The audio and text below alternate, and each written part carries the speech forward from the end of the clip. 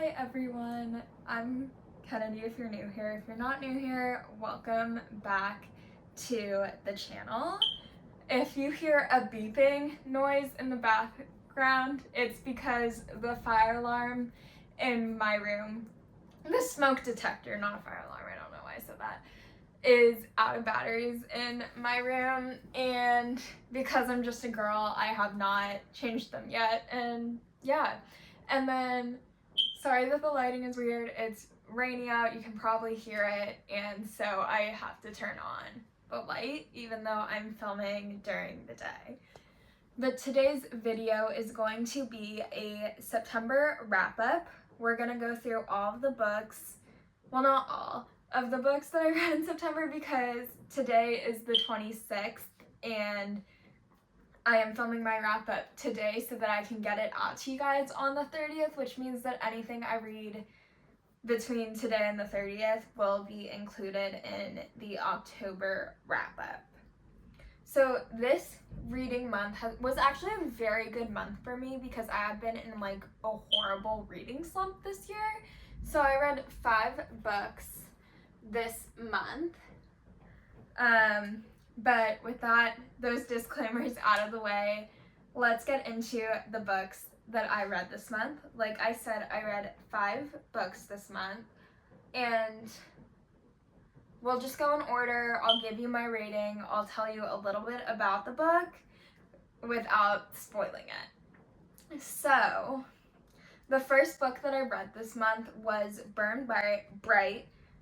Oh, I forgot another disclaimer. I do not own these books, so I will be inserting a picture of the book cover in one of these places while I'm talking about the book.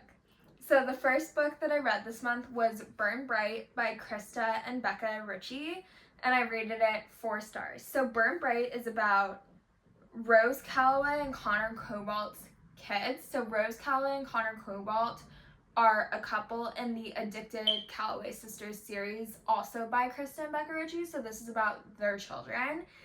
So the Cobalt Empire, it is a college romance. It is friends to lovers. And that's really all I can say without spoiling it. It takes place in New York, and found family is a very big theme in this book. Yeah, so I rated this one 4 stars. I really liked it. I didn't love it. Now, the reason for that was I felt like it took us 900 pages to get to the climax, and it just sort of felt like we could have gotten to the climax sooner and it didn't need to take that long. That was my main issue with it. It wasn't that I didn't like it, or it was just sort of a pacing issue. It felt like we spent too much time getting to the conflict of the book rather than getting to the conflict and then having it resolved and us getting to see them happy for like a couple hundred pages. It felt like it took too much time and it didn't need to take as much time, if that makes sense. And then the next book that I read is Wildcard by Elsie Silver. This is the 4th book in her Rose Hill series, which is becoming a show on Amazon Prime. This one was about Bash, who is a firefighter, and Gwen. I rated this one 3.75 stars. It's ex-boyfriend's dad. It's small town. My main gripe with this one was that Bash was quite literally a man-child. I was having a good time, but then he said to his son, I met her first, and I could not move on. Like, I met her first is such icky behavior and such man-child behavior to tell your son when your son finds out that you're dating his ex-girlfriend. It was just ew. It made me mad. Like, I'm getting viscerally mad every time I think about it or talk about it. Like, I cannot. Like, who says that to their child? It's insane behavior. It's man-child behavior.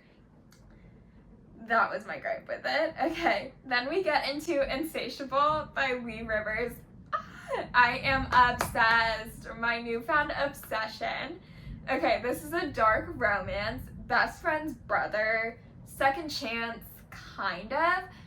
I will say, because this is a dark romance, please do read your content and trigger warnings. If there's something in this that is going to trigger you, please just read the content warnings before you go into this, because it is dark. It is not a cute, fluffy romance.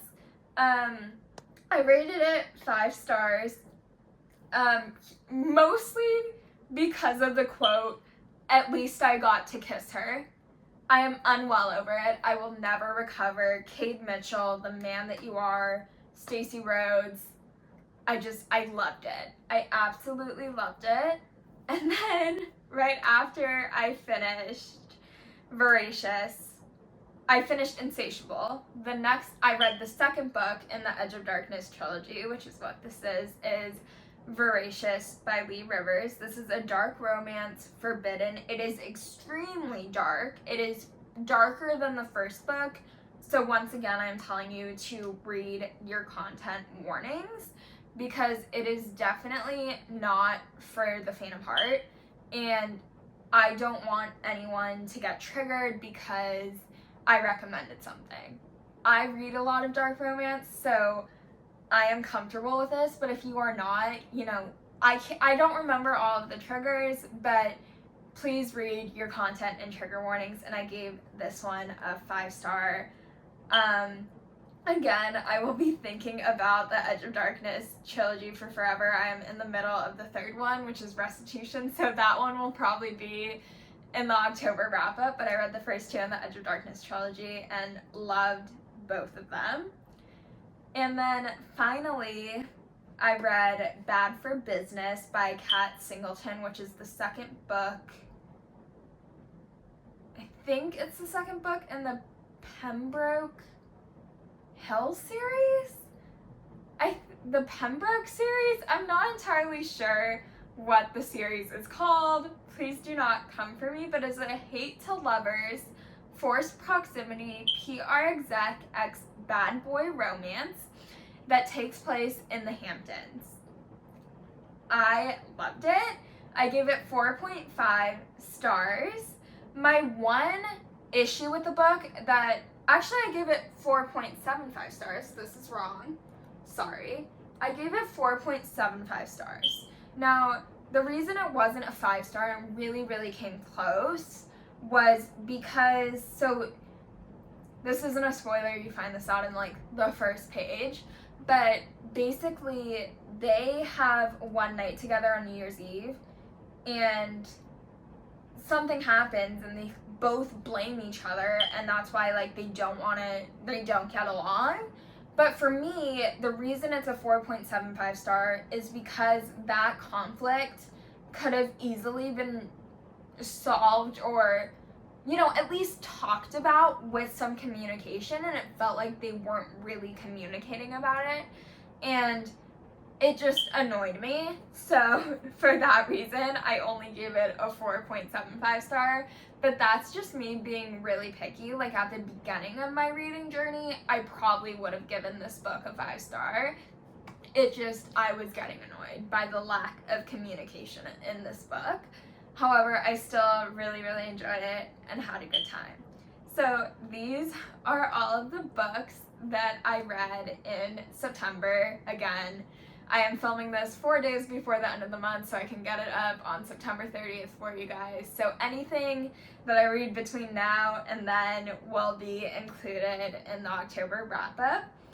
I hope you enjoyed getting to know a little bit of what I read this month and a little bit about those books. And again, I apologize for the beeping smoke detector. With that being said, please remember to comment, and subscribe, and I'll see you guys soon with my October TBR.